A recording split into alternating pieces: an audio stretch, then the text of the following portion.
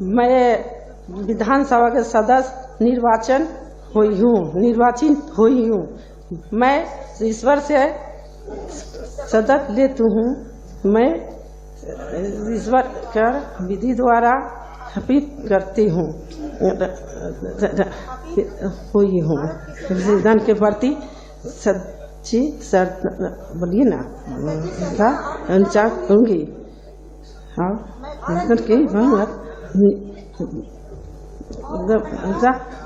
अखंडा अछूत रखूंगी।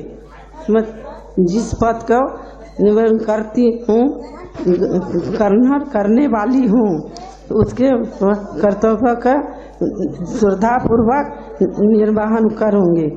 धन्यवाद।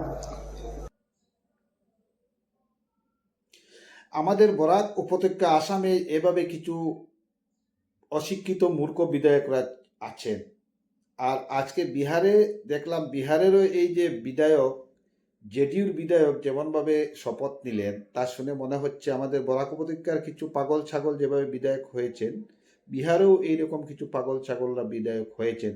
আমাদের গণতন্ত্র শেষ হয়ে যেত এই ধরনের বিধায়কদের কারণে। ওরা